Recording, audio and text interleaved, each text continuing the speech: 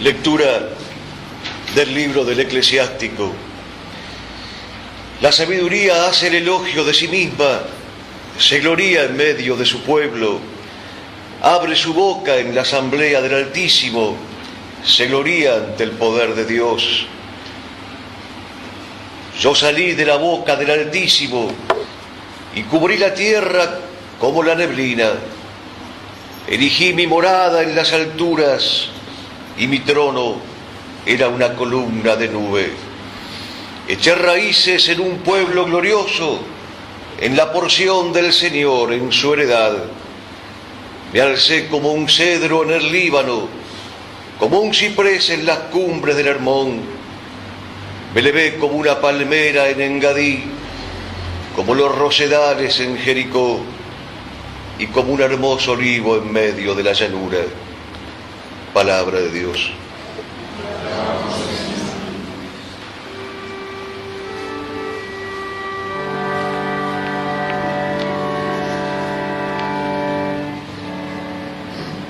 El Verbo se hizo carne y habitó entre nosotros.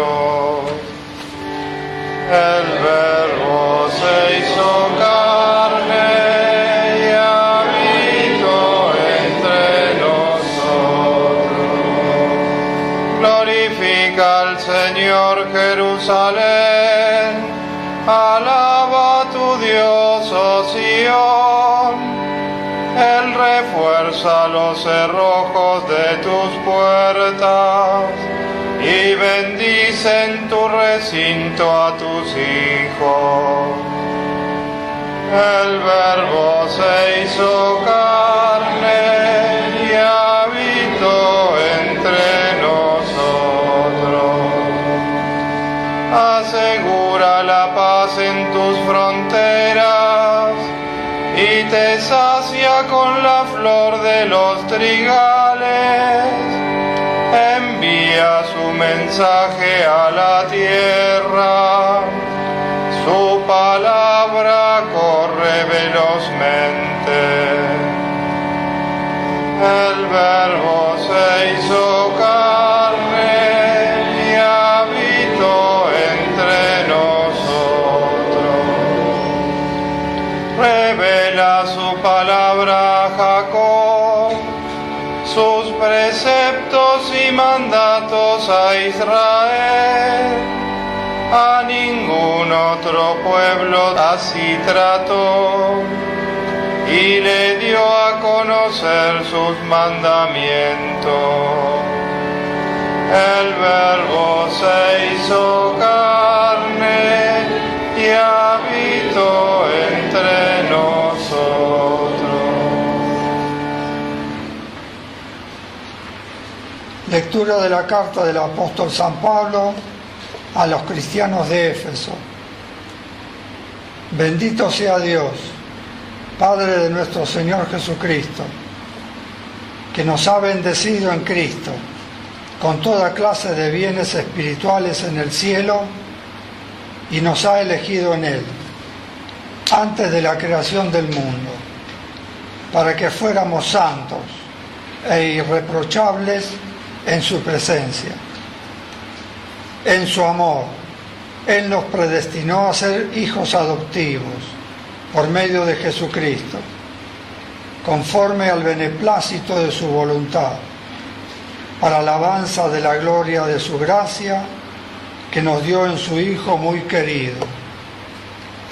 Por eso, habiéndome enterado de la fe que tenéis en el Señor Jesús y del amor que demostráis por todos los hermanos, doy gracias sin cesar por vosotros, recordándoos siempre en mis oraciones que el Dios de nuestro Señor Jesucristo, el Padre de la gloria, os conceda un espíritu de sabiduría y de revelación, que os permita conocerlo plenamente, que Él ilumine vuestros corazones, para que podáis valorar la esperanza a la que habéis sido llamados, los tesoros de gloria que encierra vuestra herencia entre los santos. Palabra de Dios.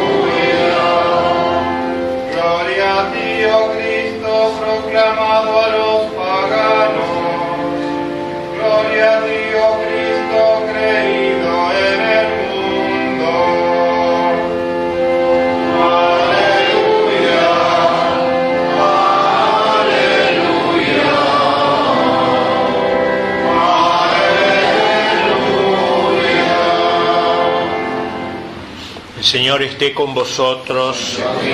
Lectura del Santo Evangelio según San Juan. Al principio era el Verbo, y el Verbo estaba con Dios, y el Verbo era Dios. Al principio estaba con Dios. Todas las cosas fueron hechas por medio del Verbo, y sin Él no se hizo nada. Todo lo que existe tiene vida en Él, y la vida era la luz de los hombres. La luz brilla en las tinieblas, y las tinieblas no la recibieron.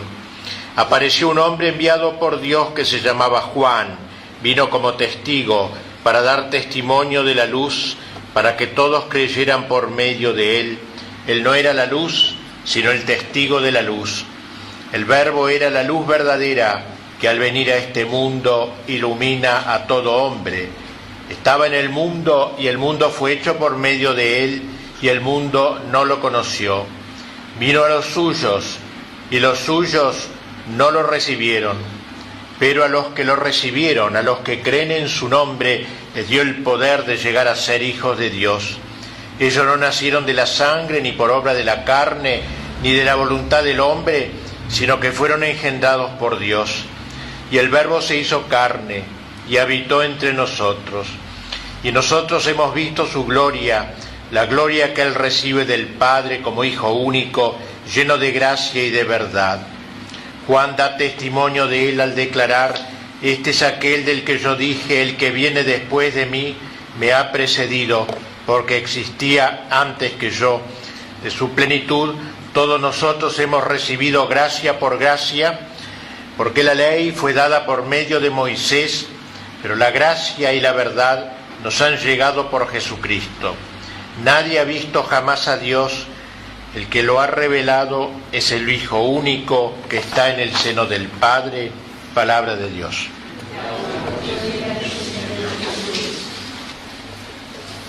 Todavía en el ambiente de la Navidad, la liturgia de hoy nos conduce no tanto ya al gozo que ofrece la visión del pesebre, cuanto a la contemplación de lo más insondable del misterio de la Encarnación, presentándonos el texto que constituye el prólogo del Evangelio de San Juan. El evangelista teólogo lo llamaban los antiguos, con visión de águila. Este prólogo es un himno, quizás el más magnífico de los himnos cristianos, porque si es cierto que la belleza no es otra cosa que el esplendor de la verdad, en ninguna parte lo es más que en este himno, anclado todo él en la verdad de Dios, y en una verdad que une el tiempo con la eternidad, porque nos muestra en visión panorámica el estado eterno del Verbo y el hecho temporal de su venida al mundo por la encarnación. Será esta una homilía un tanto complicada, ya que en ella trataré de hacer la exégesis de aquel texto sublime e inefable, pero creo que el esfuerzo merece la pena. La primera idea del prólogo de San Juan gira en torno al Verbo de Dios. En el principio era el Verbo, es decir, la palabra de Dios. Al principio existía el Verbo. Empieza nuestro himno en notable paralelismo con el comienzo del Génesis que relata la creación. Y ese Verbo estaba junto a Dios, dice el Evangelio. Es decir, que si bien el Verbo constituye una persona distinta, el Hijo de Dios, la segunda persona de la Trinidad, al mismo tiempo está en estrecha proximidad con la raíz de la divinidad que es el Padre, su propio Padre. Es lo que recalca enseguida el evangelista: y el Verbo era Dios. Se distingue pues del Padre, pero simultáneamente comparte de manera plenaria su divinidad. Es esa divinidad. O como lo profesamos en el credo niceno-constantinopolitano, cuando decimos Dios de Dios, luz de luz, Dios verdadero de Dios verdadero, la unión de que brota el Verbo del Padre, pero es eterno como el Padre. Pues bien, ese Dios eterno, increado, está en el origen de toda creación. Todas las cosas fueron hechas por medio del Verbo y sin Él no se hizo nada de todo lo que existe. Se ve que San Juan quiere relacionar la eternidad del Verbo con la creación del mundo. Nos impresiona pensar que el Hijo de Dios, que luego se haría carne, estaba ya presente y actuante en la creación. Entonces, como se nos dice en el Génesis, Dios dijo que se hiciese la luz y la luz fue hecha. Es decir, que Dios creó por su verbo, dijo, Dios dijo. Ese dijo es a través del verbo de su Hijo eterno, por su dicción, por su palabra. Algo semejante encontramos en San Pablo cuando dice: en Él todas las cosas han sido creadas. Es decir, ya desde la eternidad el verbo está presidiendo la creación del mundo. Una vez que San Juan mostró cómo por medio del verbo fue creado el mundo, pasa a un segundo tema. En Él estaba la vida. Tema grato a este evangelista, quien a lo largo de todos sus escritos hablaría tanto de la vida, no de la vida en el sentido puramente terrestre, sino de la vida imperecedera, eterna, de la vida de Dios, de la vida del Verbo, vida eterna pero siempre joven.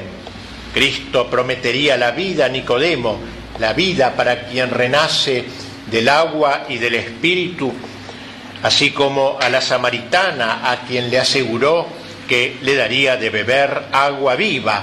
Esa vida que Dios posee desde siempre la quiere comunicar, difundir, dar a beber. Si tú conocieras el don de Dios, le dijo a la misma samaritana, la vida es el don de Dios, Dios la da, en ella Dios se da, Dios es amor, decía San Juan. Prosigue el evangelista: y la vida era la luz, otro tema típico de San Juan, la luz de los hombres. La luz es el tercero de los grandes temas de este texto, tema que ocupa en el cuarto evangelio un lugar no menos importante que el de la vida. San Juan identifica la luz, así con mayúscula, con la vida con mayúscula. La vida era la luz, dice, vida y luz. En su primera epístola explicaría mejor la relación que media entre la luz y la vida. La nueva que hemos aprendido del Señor, dice allí, es que Dios es luz y que en Él no hay tinieblas. El que ama a su hermano permanece en la luz. Hemos visto que para aquel evangelista la esencia de la vida es el amor que se da. Y ahora nos dice que el que ama está en la luz. Así ama el Padre a su Hijo, su Verbo, su imagen perfecta, imagen donde nada es oscuro, imagen que es luz indeficiente. La vida, pues, es luz de los hombres, la encarnación del Verbo. La luz eterna se hace luz temporal. Ser cristiano es contemplar a Dios en su Verbo encarnado. Nuestro texto entra ahora en su momento trágico cuando dice: la luz brilla en las tinieblas y las tinieblas no la percibieron. Aquí se habla del combate, de la lucha, de la dialéctica que signa la historia. Los hombres con sus pecados se cierran a la luz. La separación de la luz y las tinieblas había sido el primer acto creador. Y en esta segunda creación, que es la redención, la luz vuelve a entrar en conflicto con las tinieblas. Luz y tinieblas se enfrentan, como se enfrentan la vida y la muerte. Las tinieblas son el símbolo del mundo sin Dios, del mundo que se clausura frente a Dios. Hay un contraste frontal entre la riqueza infinita de Dios, que no pone límites a su don, y la nada de la criatura que pretende valerse sin Dios. La vida divina es luz, pero lo que los hombres mundanos llaman vida y a la que le adhieren fanáticamente es tiniebla. Sigue el texto: Él estaba en el mundo, y el mundo fue hecho por medio de Él, y el mundo no lo conoció. Es la primera venida del Verbo. Dios se hace presente al mundo por su obra creadora. Vino al mundo, es decir, se manifestó a todos los hombres, justos y gentiles, por medio de las criaturas, mediante las cuales se puede, con la sola luz de la razón, llegar al conocimiento del Creador. Esta luz de la razón, que en última instancia procede del Verbo, del Hijo de Dios, está al alcance de todos. A pesar de ello, el mundo no lo conoció. Pero el Verbo dio un paso más, vino a los suyos, y los suyos no lo recibieron. En la segunda venida del Verbo, cuando se manifestó a los suyos, a su pueblo elegido, a Israel, que había sido creado y preparado para el reconocimiento de este momento trascendental, se encarnó en el seno de ese pueblo de carne judía, de su madre que era judía, y también su pueblo lo rechazó, no lo recibieron. Pero, sigue diciendo San Juan, a todos los que lo recibieron, a los que creen en su nombre, les dio el poder de llegar a ser hijos de Dios. Porque hubo quienes lo recibieron y siempre seguirá habiendo en el curso de la historia quienes lo reciban, quienes crean en Él, en su encarnación, en su palabra. Somos nosotros, amados hermanos, los que sin mérito nuestro hemos creído en Él y a quienes se nos ha dado poder llegar a ser hijos de Dios. Es lo que dice San Pablo en la segunda lectura de hoy. El Padre nos predestinó a ser sus hijos adoptivos por medio de Jesucristo. No contento con habernos sacado de la nada, el Verbo nos quiso asociar a su filiación divina, nos hizo hijos en Él, hijos con minúscula en el Hijo con mayúscula, hijos de un Padre común, gracias a lo cual nos atrevemos a decir siempre de nuevo, Padre nuestro.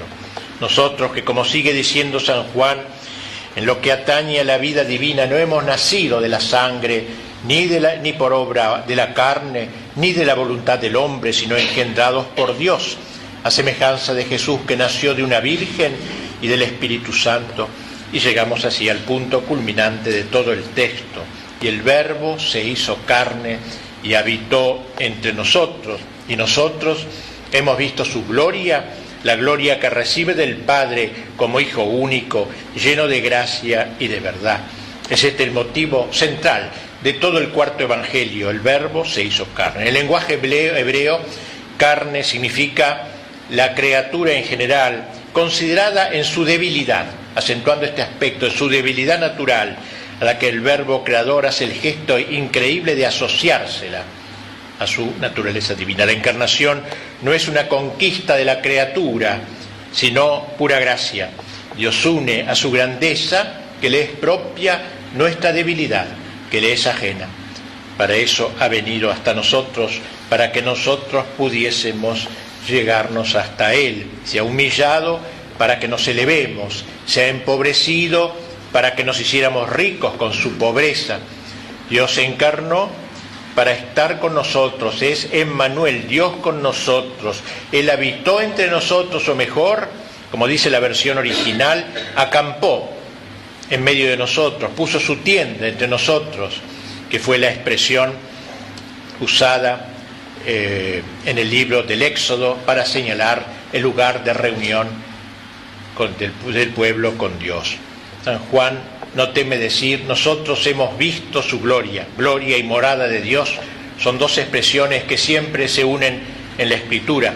La presencia de Dios invade con su gloria el templo elegido, el recinto sagrado, sea en el desierto, sea en el templo de Jerusalén, sea en Jesús, que es el templo definitivo figurado por los templos anteriores. Gracias a la encarnación, en cierto modo el hombre se hace capaz de ver a Dios, aunque solo por la fe, que es también un don de Dios. Como dijo el Señor a María, a Marta, si creyeras, verías la gloria de Dios. Por eso la encarnación resplandece en Cristo la gloria de Dios, la gloria que recibe del Padre como Hijo único, lleno de gracia y de verdad. Y termina el texto de su plenitud.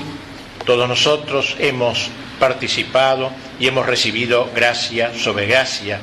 porque está lleno de gloria, lleno de gracia. El Hijo redunda, rebalsa sobre los miembros de su cuerpo, rebalsa y derrama su vida divina sobre la Iglesia.